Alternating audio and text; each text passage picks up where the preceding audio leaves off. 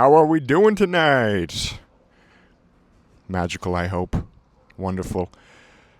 I have not seen the sun in weeks. My mouth is hardly opened. I'm face down on the floor. But I'm happy to read for you today two of my recent short poetry sets I have performed live. All in one, you lucky dogs. I would like to preface by saying you may find some of this work challenging, harmful, maybe concerning. Uh, none of this is that real. But you're entitled to feel and think whatever. I'll just say you don't have to worry about me. All right. This is called The Bridge Abridged. I met my father for the first time I died. Together we walked an unending beach, and on occasion we glanced at the roaring, unending tide. You would think to name this place heaven, if it weren't already called hell. My father laughed and flicked his split tongue. His horns would catch the light and refuse to let it go. He seemed to be a relentlessly stubborn person. Pride was offered at the man I was becoming. He claimed man as his greatest creation. Of course this was debated, but every man was a sinner, and every sin were my old man. Flickers of sweltering heat appeared in my mind. I saw visions of cruelty I would never choose to conjure. I knew this was blessed, iniquitous revelation. Then the bastards brought me back. I drank blood from a chalice for years, bashing the heads of innocent whores together, feeding poison to raving seagulls by the handful, watching fawns choke and bleed to death as I planted my bushes of thorns. I trim my horns with garden shears and hide them in my tousled hair. All night and into frigid mornings I hear the screams of the damned come from my sock drawer. I learned to recognize faces through a layer of thin, suffocating plastic, and bodies from the parts I carved away. But then I met your father, and he showed me heaven's guilt, how the angels were still bleeding, how my dead plants would still wilt. The trumpets rang so loud as the seals did slowly melt, but not a single soul forgot the pain that they felt. I could walk among them, but everyone would know. The birds would fly around me. I have nowhere left to go. Every day I hang another face on my old dust-welcome shelf. I curl up on the ground and fall into myself.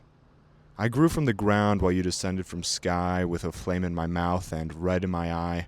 Like you apostate children, I fell away from my father, but I'll never touch your holy water. I think I'll live and die again because I know what I inherit.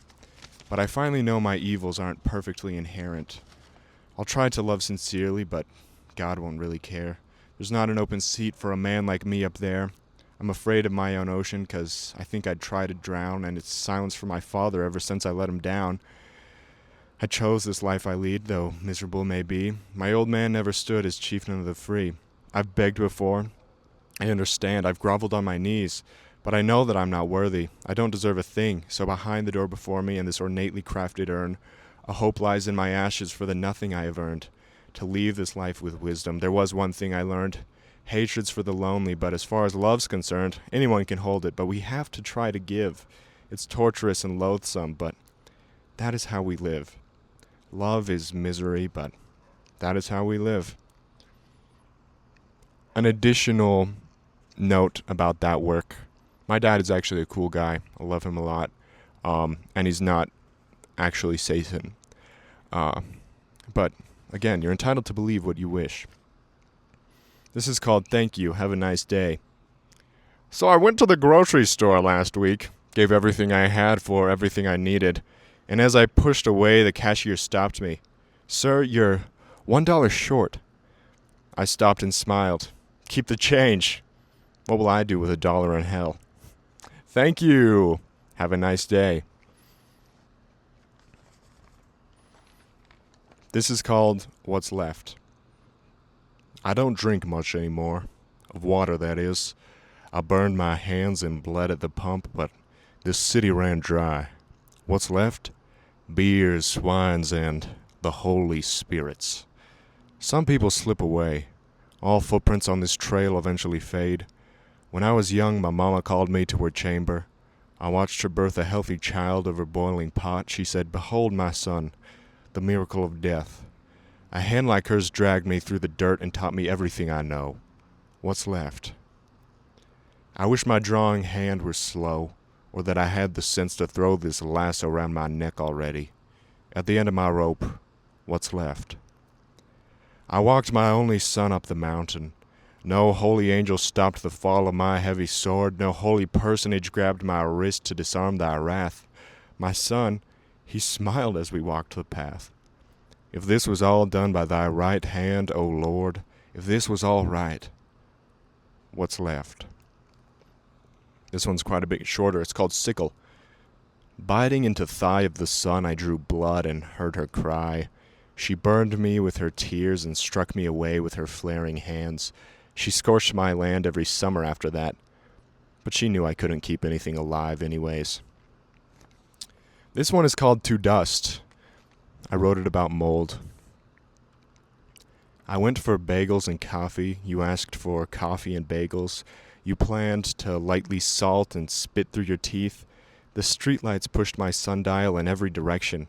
Home, I could smell you through my handfuls. I went to the door, spoke under it, lips between the glowing crevice. I gave you everything. How can you ask me to kill again? I waited, took a breath, only to cough it all away. What more do you want from me? What do you want me to say? I opened the door, but you were gone already.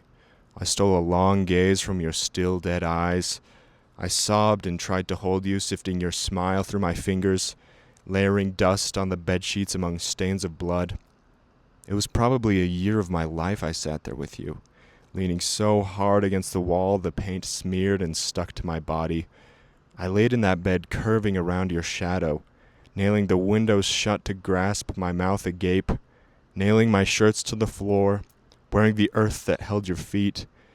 Every day I thought I can't remember. How did we meet? I panicked when they came to take you. I waited at the door with a frying pan and a staple gun. I would carry something real if I knew you weren't right about me. You used to clutch my head and spin the night in times like these. I bit entirely through my tongue as I led them to you. I tried to lock the door, but their steel-toed boots kicked through it. I'm sorry I let them vacuum you away. Though I can't seem to pull your breath from my lungs, you stop at my lips again. What do you want me to say? Thank you. That is To Dust.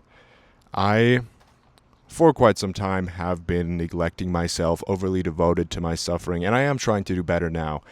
And I can advocate for that, taking care of yourself, because when it reaches a point you can't do anything, you won't be making art either. And no amount of suffering to bring to your art is worth not having art at all. So experience everything, but also take care of what you need to bring more to this world. And once you have something to give it all. Give it as much as you can. Your love, your passion, your creativity. And really, I think nothing matters more than just being kind, caring for other people. Thank you for watching. I am Yum Yum Hamburgers.